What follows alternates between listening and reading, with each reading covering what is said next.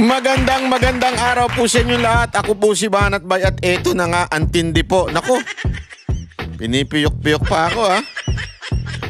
Ang tindi po ng mga binitawan ni VP Sara Duterte. Talagang nakaka-excite ho dahil this time hindi na po siya talaga nagpipigil sa kanya mga sasabihin dahil napakaraming issue.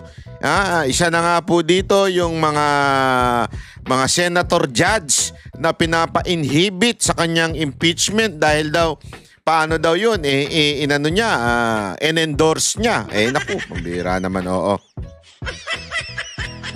So ibig po bang sabihin nun, pag in-endorse mo na isang kandidato at nanalong senador, dapat mag-inhibit na. Dapat tanggalin din ng lahat ng in-endorse ni Marcos. Tama, mali? Hindi, kasi kayo, masyado kayong di ba? Iniisip nyo lang yung mga pro-Duterte, paano yung anti-Duterte? Yung lahat ng in-endorse, tanggalin lahat.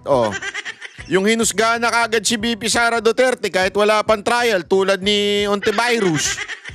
Dapat yung pa lang matagal na nagre-resign niyang walang yan. Walang yaw talaga yan Walang kahihiyan yan sa buhay. Di ba? Mag-inhibit din dapat. So yung papasok na si Erwin Tulfo, yung papasok na iba pang mga Tito Soto, yung papasok na si Lacson, dapat ba mag-inhibit din sila? Kasi in-endorse ni BP, ni Bongbong Di ba? Kayo talaga. Napakarami pang issue na sinagot si VP Sara Duterte. Talaga nga namang mayayanig dahil meron pa siyang binuking. Nakaw, pambirang buhay May binuking pa po siya. Mamaya, papakita natin yan at malupit din yung mga nangyayari pa. Eto rin, magkaroon din ng press con si Chis Escudero kanina. Nakapa, barado yung media. Nga ang media. Yung mga media atat-atat ma-impeach si VP Sara Duterte, no? Napansin ko lang ito mga putang inang bayarang media na to. Hindi, totoo. Alam mo, hindi ako magpipigil. Pasensya na ho sa mga alam kong ayaw na nagmumura si Banat Bay. Pero ako po, hindi po ako magpipigil dahil kasi talaga naman mga putang ina yung mga media na yan Sagad sa kabayaran Kanina may napakinggan pa ako. Kasi ginagawa ko mga kababayan, hindi ako nagre-rely sa balita. Hinahanap ko talaga yung mismong main interview. Nakita ko yung main interview ng press ko ni VP Sara Duterte. Pinanood ko po muna lahat yun, buo. Bago ko pinanood yung report ng isang baklang media. Hindi ko na lang sasabihin kung sino man yung hindot na media na yon Sinabi ba naman niya, idinikit niya yung sagot ni VP Sara Duterte doon sa pag-share ng AI ni Bato. 'Di ba? May sinabi si Bato, may meron siyang shinare na AI. Tapos sinagot ni Bato, sinasabi niyang ito ang importante naman dito ay yung sinabi nung AI, hindi yung AI mismo. So, ganun din daw si VP Sara Duterte na yung AI ay wala namang problema as long as hindi pinagkakitaan. Sabay idinikit yung bilyonaryo report about do sa AI. Magkaibang AI yun Doon sa bilyonaryo report, papakita ko sa inyo mamaya. Ibang AI ang ginamit doon. Ano ibig sabihin? Yung doon sa shiner ni Bato, AI generated video. Doon sa shiner yung ginagawa nung bilyonaryo report na anak ng isang bilyonaryo na merong PR firm na anti-Duterte ay AI generated comments. Okay? Magkaiba po yun. As a matter of fact, pareho namang legit yung sinasabi. Ibig sabihin, anong ko sinasabi kong legit? Ibig sabihin, may punto yon. Kaya lang, dito ang pinagkaiba, ito, pinagkakakitaan para siraan ng mga Duterte. Ibig sabihin, merong nagbabayad. Dito kay Bato, wala naman nung nagbayad kay Bato. Bato, i-share mo yan, babayaran kita. Walang ganun. Pero ang parang pinapalabas nung baklang media na yon, ha, kung sino man yung animal na yan, hindi ko na lang papangalanan. Pag nakikita at naririnig ko yung boses niyan, gusto kong basagin yung sa telebisyon ko eh. At saka yung computer ko eh. Oh, sabi ba naman niya, parang ang dating, pinapaboran niya yung AI ni Bato, pero hindi niya pinapaboran yung AI nitong anak ng bilyonaryo, which is different fruit, ika nga. Hindi mo pwedeng sabihin na, ay, yung mangga na yan, matamis yan. Ha? Oh. Pero itong pineapple na ito, maasim. Naturalmente, talaga naman magkaiba po yun, di ba? Hindi mo pwedeng, talaga naman maasim eh. Kaya nga pineapple. Oh. Hindi mo pwedeng sabihin na ano yan. Magkaiba po yun. Although it looks similar, kasi pareho silang prutas, parehong AI, magkaibang application. Kaya sinasabi ni VP Sara Duterte na okay yung AI kay Bato kasi hindi naman binabayaran si Bato o hindi naman binabayaran yun. Ito kasi, binabayaran to destroy a person. Yun ang sinasabi. Siyempre, yung media na yun, galit sa mga Duterte yun, kahit taga sa kanila yun eh. Hindi ko na lang papangalanan yung hindot na yun ha. Oh, eto, panoorin nun natin yung press ko ni VP Sara Duterte. Tsaka, eto dito, natutuwa talaga ako. Every time nagsasalita siya, pumapalakpak yung tinga ko. Ay, tinga ko, gumaganong-ganon yung tinga. Chik-chik-chik, gumaganong-gayan. O panoorin natin ha. May nag-propose ng mas mataas na budget. Bakit po virtually retained na lang? Dahil inaasahan ko naman na hindi ibibigay yung budget ng Office of the Vice President dahil nga hindi naman kami kaalyado ng administrasyon. At nakita na natin yon noong nakaraang taon na syempre kung hindi ka sumusunod, hindi ka kaalyado ay hindi ka mabibigyan ng pondo para sa mga proyekto ng opisina mo. Kaya nagdesisyon ako na kung ano yung budget na ibinigay ngayong taon na ito ay yun din yung budget. Naglagay lang kami ng konti para sa inflation, yun din yung budget para sa susunod na taon dahil ayaw kong napapahiya at pinapahiya yung mga ibang personnel ng Office of the Vice President, lalong-lalo na kapag nandun na sila sa House of Representatives. Grabe yung dulot ng politika no? Kita niyo yan. Alam mo, nung panahon talaga ni Duterte, walang ganyan. Hindi walang pinupolitikang mga, as a matter of fact, di ba, marami pa nga nagagalit noon na bakit ang bilis daw ma-approvean yung budget ni Leni Robredo. Di ba? Naalala niyo noon? Oh, may mga nagko-comment, dapat di na-approvean yan. Dapat ini-impeach yan. Pero ano nangyari? Mabilis ang approval. Noon nung panahon ni Pangulong Duterte, kahit kalaban niya, kahit maputak na kalaban niya, talaga nga namang pinababayaan, okay lang yan. No? Ngayon hindi. Katulad nito, sinasabi ni VP Sara Duterte, hindi na sila humihingi ng mas mataas pang budget. Sabi niya, tinaas lang ng 30 billion kasi dahil for the, para bagang allowance for inflation. Di ba? So, dito makikita mo talaga na apektado ng pamumulitika ni Romualdez at ni Marcos yung budget ng mga departamento. Pag hindi sumunod, pag kumokontra, pag hindi ka kakampi, kawawa ka. Alam mo, ganyan na ganyan yung panahon ng mga dilaw. Yan yung kinagalitan natin Kaya natin ibinoto ang isang Rodrigo Roa Duterte. Kasi ganyan na ganyan sila nung mamulitika. Mga crony. Pag hindi ka kaalyado, kakampi, nga ka sa budget. Ang bumasag lang talaga niyan si Pangulong Duterte. Mantakin mo yung mismong punta kayo ng Bicol. Ako po, nakapunta na ako ng Bicol, paulit-ulit.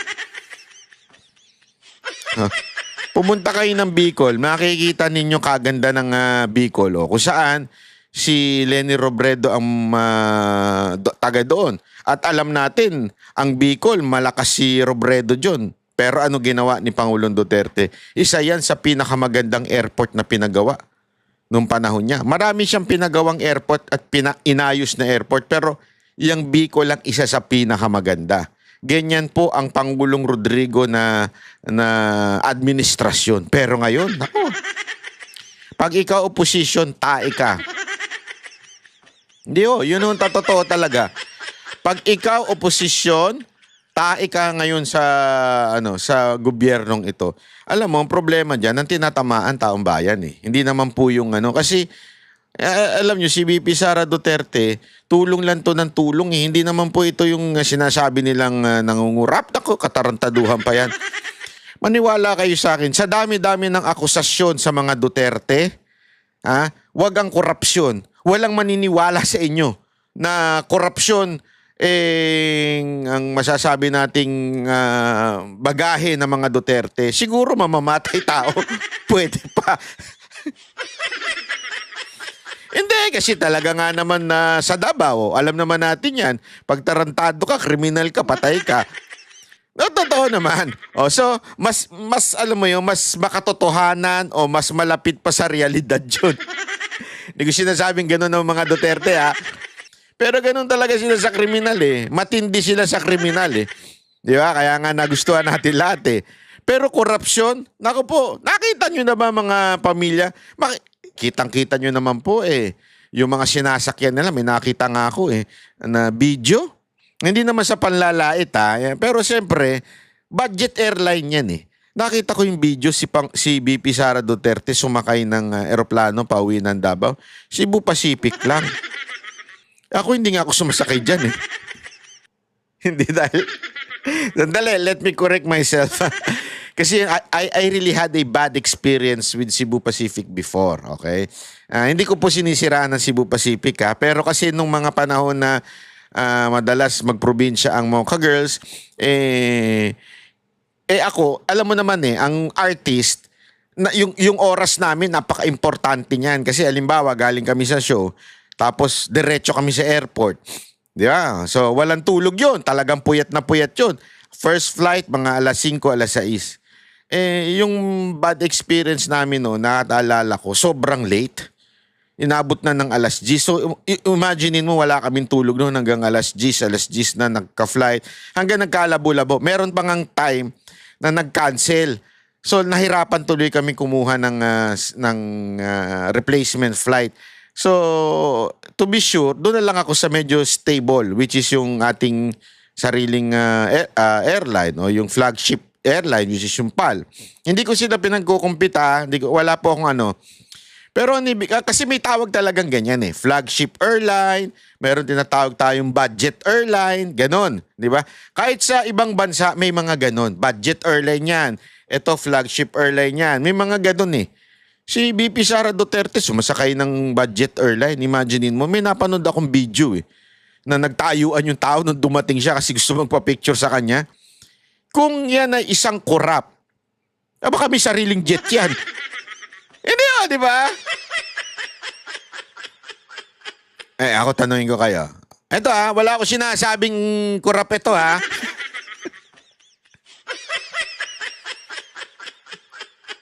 Makikita mo ba si Romualdez sumakay ng budget airline? Baka binili na yung airline. Yung mga bata niya, yung mga may ingay, nakita niyo sumakay ng budget airline?